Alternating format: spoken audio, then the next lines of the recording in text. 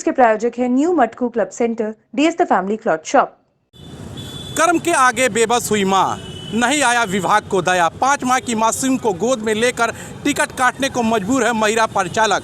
Gorakhpur depot के अधिकारियों पर प्रताड़ना का आरोप लगाया। मृतक आश्रित पर मिली थी नौकरी। एक तरफ जहां उत्तर प्रदेश सरकार महिला सशक्तिकरण और महिलाओं को सशक्त करने का प्रलोभन देती है, इसके अतिरिक्त सुप्रीम कोर्ट भी नवजात बच्चों की देखभाल के लिए मां को 2 साल की अवकाश का प्रावधान देती है, तो वहीं दूसरी तरफ ये सारे दावे धरे के धरे दिख रहे हैं। दरअसल मामला परिवहन विभाग गोरखपुर का है, जहां गोरखपुर डिपो के एक महिला परिचालक अपने 5 माह के बच्चों को गोद में लेकर बस का टिकट काट रही है। इस स्थिति को देखकर विभाग के अधिकारी को थोड़ी सी भी दया नहीं आ रही है। 5 माह का मासूम बच्ची को गोद में लेकर नौकरी करने के मजबूर परिचालक शिप्रा द्विवेदी गोरखपुर डिपो की पटरौना से देवरिया गोरखपुर रोडवेज में कार्यरत है। मृतक आश्रित कोटे से नौकरी पाने के बाद 2016 से शिप्रा दीक्षित परिचालक पद पर कार्यरत है। 25 जुलाई 2020 से मैटरनिटी लीव से छुट्टी ली थी। 21 अगस्त 2020 को मासूम बच्ची को जन्म दिया था। 19 जनवरी 2021 में छुट्टी खत्म होने के बाद जब नौकरी पर वापस लौटी तो उन्होंने अपना आला अधिकारियों से गुहार लगाई, मिन्नतें की कि मुझे ऑफिशियल वर्क दे दिया जाए, लेकिन परिवहन विभाग के आला अधिकारियों को थोड़ी सी भी दया नहीं आई और मजबूरन नौकरी छीन जाने के डर से 5 माह की मासूम के साथ नौकरी करना स्वीकार कर लिया। क्या नाम है आपका? मेरा नाम शिप्रा दीक्षित है। शिप्रा जी, आप कहाँ कार्य करती हैं? हम बस में ही अभी लगाया गया है ड्यूटी। मैटरनिटी लीव से आए हैं 6 महीने पे। अपने अधिकारियों को रिक्वेस्ट किए हैं कि सर प्लीज़ कोई ऑफिस में ले लीजिए, लेकिन वो नहीं लगा रहे हैं। हमसे जूनियर लड़कियों का लगाए हैं, लेकिन मेरा नहीं लगा रहा है।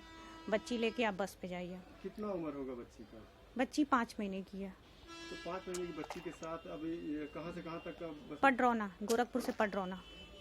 इतने लंबे सफर में बच्ची को लेके आप जा रही हैं, कोई खतरा हो सकता है, उसकी दुर्घटना भी हो सकती है। उसकी जिम्मेदारी कोई नहीं लेगा। सभी लोग देख रहे हैं, लेकिन कोई रिस्पांस नहीं। आरएम साहब के पास भी गए, एआरएम साहब के पास भी गए, अपनी एसएसआई मैडम सबके पास हम लेटर लेके दौड़े, कोई नहीं सुन रहा है। बल्कि हमसे जूनियर लड़कियां लगी हैं ऑफिस में, उनके पास इतना मोटा रीजन नहीं है। मेरे आगे पीछे कोई नहीं है, न मेरा ससुराल न मायका, बच्चा खुद ही संभालना है।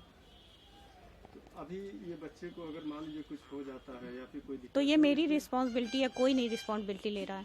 आप बताइए हम क्या करें, हम कहाँ जाएं? नौकरी भी करना जरूरी है। किसी ऊपर के अधिकारियों से संपर्क आपने साधा? मैं नहीं जानती ना, अकेले कहाँ कहाँ दौड़ें। नौकरी छोड़ के फिर छुट्टी लें और बच्ची लेके दौड़ें, कहाँ कहाँ जाएं सर। और इस जॉब में कितने दिनों से हैं आप? 3 साल पूरा हो गया है, 4 साल, चौथा साल है। मृतक आश्रित हैं हम। मेरे बाद 1690 की भर्ती हुई है, वो लोग ऑफिस में हैं, लेकिन हमें बाहर मृतक आश्रित होने की वजह से बस में ही लगाया गया है। कहाँ रहती हैं?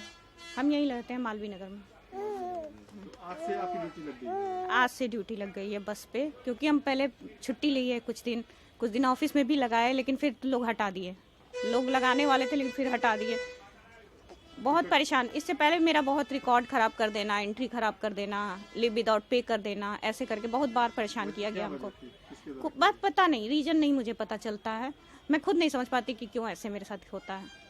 पूछने पे मैं क्वालिफाइड हूँ MSc केमिस्ट्री, लेकिन पूछने पे कहते हैं आप पढ़ी लिखी हैं, यही दिक्कत है। तो इसका क्या रिस्पांस हम दे सकते हैं? आप टिकट काटने का काम कर रहे हैं? क्योंकि मेरी आश्रित की जॉब है, सरकारी नौकरी नहीं मिल रही है ना। हम प्राइवेट ही कोई जॉब पकड़ेंगे, वैकेंसी आ नहीं रही है सर किसी डिपार्टमेंट में। तो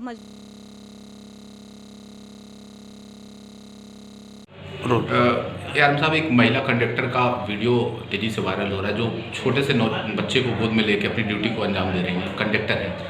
क्या उनके बारे में जानकारी विभाग को है?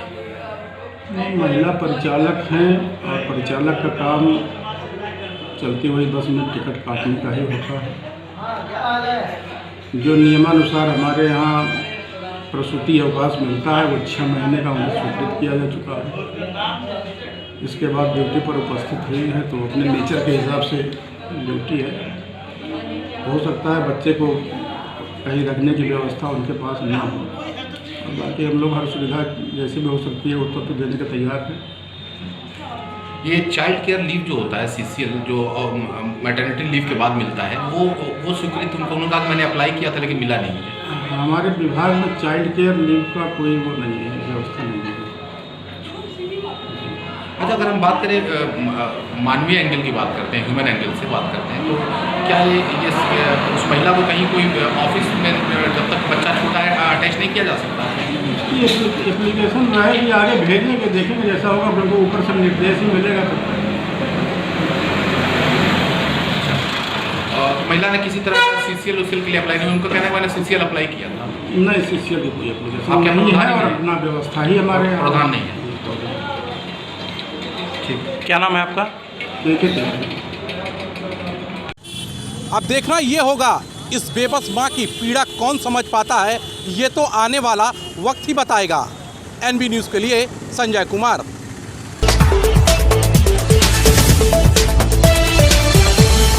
ग्रामीण क्षेत्र के करीब 8.5 लाख बिजली उपभोक्ताओं को गर्मी में निर्बाध बिजली आपूर्ति मुहैया कराने की तैयारी बिजली निगम ने शुरू कर दी है।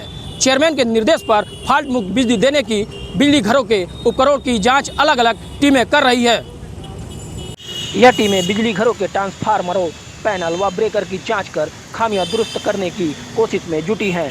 इसके साथ ही बिजली घरों के फीडरों में गड़बड़ ट्रिपिंग सिस्टम भी दुरुस्त किए जा रहे हैं ताकि तार टूटने आदि घटनाओं के होने पर तत्काल लाइन को ट्रिप किया जा सके, किसी तरह की कोई अप्रिय घटना ना होने पाए। दरअसल ऊर्जा निगम के चेयरमैन ने जोन के मुख्य अभियंता को पत्र भेजकर कहा कि आगामी गर्मी में सीएम सिटी व ग्रामीण क्षेत्रों में निर्बाध बिजली आपूर्ति मुहैया कराने के लिए अभी से तैयारियां कर ले। वितरण सिस्टम को दुरुस्त करने के साथ ही बिजली घरों के उपकरणों की जांच कराकर खामियां दुरुस्त कर दी जाए ताकि गर्मी में मांग व लोड बढ़ने पर बिजली आपूर्ति में किसी तरह का कोई अवरोध उत्पन्न ना होने पाए। इसके मद्देनजर मुख्य अभियंता ने नगरीय परीक्षण खंड व ग्रामीण परीक्षण खंड के सभी SDO को नेतृत्व में टीम बनाकर बिजली घरों के उपकरणों की जाँच करने के आदेश दिए हैं। इन टीमों ने जाँच शुरू भी कर दी है। शहरी व ग्रामीण क्षेत्र के आधा दर्जन से अधिक बिजली घरों की जांच कर ली गई है। इनमें बहुत सी कमियां पाई गई हैं, उन्हें तत्काल दुरुस्त भी कर लिया गया है। इन बिजली घरों से जुड़े इलाकों में तार टूटने या अन्य तरह की दिक्कतें होने पर बिजली ट्रिप हो जाएगी, इससे संभावित दुर्घटना नहीं होगी। परीक्षण खंड की टीमें शहरी क्षेत्र के 22 व ग्रामीण क्षेत्र के 35 बिजली घरों की जांच 5 मार्च तक पूरी करनी है। जांच के दौरान अलग अलग बिजली घरों से जुड़े उपभोक्ताओं को बिजली कटौती झेलनी पड़ेगी। इस बार गर्मी के मौसम के पहले बिजली घरों की जांच की जा रही है। इस दौरान बिजली घरों के पावर ट्रांसफार्मरों की जांच कर खामियां दुरुस्त की जा रही है। इसके ब्रेकडाउन कम होंगे। सिस्टम का फॉल्ट अब बिजली आपूर्ति में बाधा नहीं बनेगी। NB न्यूज के लिए गोरखपुर से गोविंद कुशवाहा।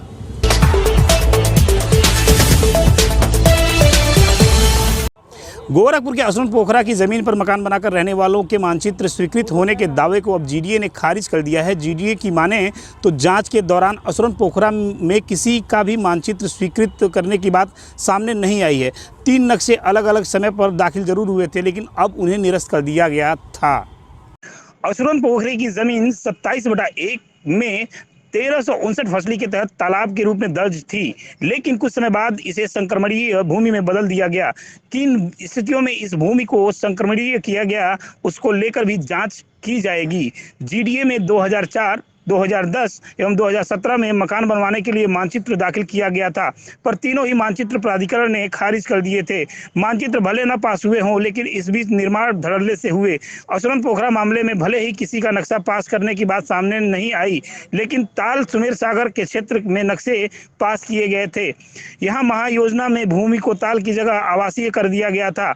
इसी आधार पर इस बात का पता लगाया जाएगा कि 2001 और 2021 की महायोजना में क्या स्थिति थी, उस नंबर का भू उपयोग क्या है, कहाँ जलाशय है, कहाँ तालाब है, कहाँ पार्क है।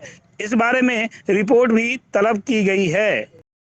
असुरन पोखरे को लेकर उठा विवाद थमने का नाम नहीं ले रहा है। पहले इस पोखरे पर निर्माण को लेकर विवाद हुआ था, अब इस निर्माण में सहयोग करने वाले अधिकारियों के ऊपर भी जांच की तलवार लटक रही है। लेकिन इन सब के बीच नुकसान आम आदमी का हो रहा है, जिससे अंधेरे में रखकर जमीन के मालिक और अधिकारियों ने यहाँ पर बसाया है।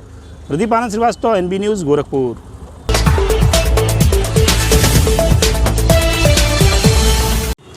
मौनी अमावस्या के मौके पर आज भोर से ही पवित्र नदियों के तट पर आस्था का सैलाब उमड़ पड़ा। संगम नगरी प्रयागराज हो या बाबा विश्वनाथ की नगरी काशी हो या फिर गुरु गोरक्षनाथ की धरती गोरखपुर, हर जगह भोर से ही बड़ी तादाद में श्रद्धालुओं के पहुंचने और स्नान के साथ दान पुण्य करने का सिलसिला बना हुआ है। तीर्थराज प्रयाग में माघ मेले के सबसे बड़े स्नान पर्व मौनी अमावस्या पर स्नान करने आए लाखों श्रद्धालुओं पर पुष्प की वर्षा हुई। प्रदेश सरकार ने हेलीकॉप्टर से पुष्प से वर्षा कर आस्थावानों के प्रति कृतज्ञता ज्ञापित की। त्रिवेणी स्नान का पुण्य लाभ लेने पहुंचे श्रद्धालु आसपास से पुष्प वर्षा देख अभिभूत हो उठे और गंगा मैया की जय के साथ मोदी और योगी की भी जयकार कर उठे। मौनी अमावस्या के स्नान के लिए 3 दिन पहले ही भीड़ आना शुरू हो गई थी। शंकराचार्य स्वरूपानंद सरस्वती और शंकराचार्य निश्चलानंद सरस्वती भी अनुयायियों के साथ स्नान करने पहुंचे हैं। मेला प्रशासन ने व्यापक इंतजाम किए गए हैं। संगम के 150 फीट के सर्कुलेशन में स्नान हो रहा है। दिन बढ़ने के साथ ही संगम पर श्रद्धालुओं की भीड़ बढ़ती गई। इसके साथ ही गोरखपुर के राप्ती नदी पर भी हजारों की संख्या में श्रद्धालु स्नान करने पहुंचे और दान पुण्य किया। कोरोना संक्रमण काल में शायद यह पहला मौका है जब देश या विदेश में कहीं एक साथ इतनी भीड़ जुटी है। माघ मेले में तीसरे और सबसे बड़े स्नान पर्व में कोरोना के भय पर श्रद्धा पूरी तरह भारी पड़ती हुई दिखाई दी।